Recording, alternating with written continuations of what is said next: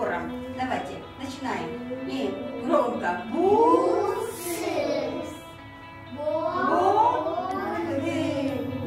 На данный момент успешно у нас работают 62 центра.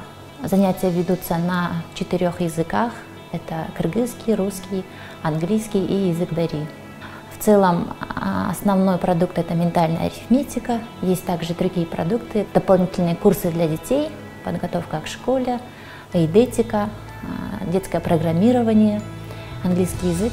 Мы довольно быстро пришли к такому решению насчет франчайзинговой системы. Почему? Потому что на тот момент рынок ментальной арифметики был пустой, и спрос был очень хороший. Правильно было решение выбрать именно такую стратегию развития по франчайзингу. Почему? Потому что для владельца франшизы это эффективный способ масштабирования своей программы, своего продукта и быстрый способ захвата рынка.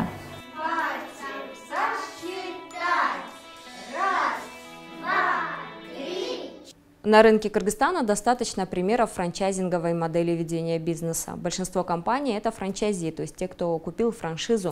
Но бизнесы, которые продают свои упакованные франшизы, можно пересчитать по пальцам. Академия роста продала уже десятки франшиз в Кыргызстане и в ближнее зарубежье. Чтобы выйти на глобальный рынок, по словам основательницы компании Сайкалы Сылбековой, потребуется юридическое преобразование, обновление самой франшизы и $80 000. По ее словам, в Соединенных Штатах пока не так много предложений по обучению ментальной арифметике, несмотря даже на то, что она включена в некоторых штатах в обязательную программу обучения. Всего Сайкал получила порядка 50 заявок на свою франшизу, и не только из США.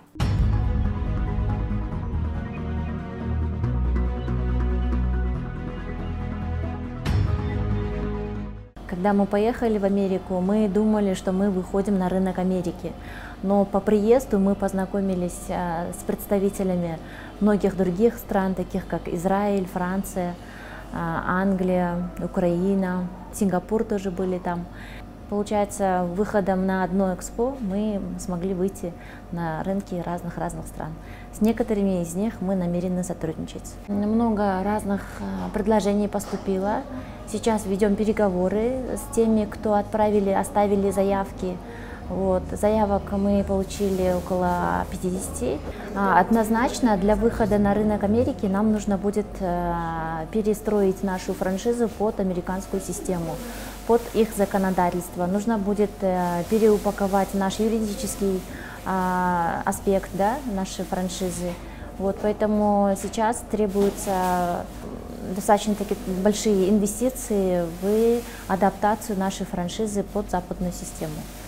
Это в основном юридическая часть, но и IT-технологии сейчас очень важны будут, и некоторые бизнес-процессы, аналитика тоже. Мы, в принципе, намерены поработать над этим, потому что видим, что будем расти именно в ту сторону. На самом деле рынок он не перенасыщен. Ментальная арифметика, хоть и является частью общеобразовательной государственной программы в некоторых штатах, а в других штатах ментальная арифметика является совсем новизной. То есть я бы не сказала, что там очень много школ ментальной арифметики, как в Бишкеке сейчас, там более 20 брендов разных, а там такого не наблюдается. Но и в то же время есть мировые бренды, которые имеют огромную сеть, но я думаю, что конкурировать с ними можно и нужно.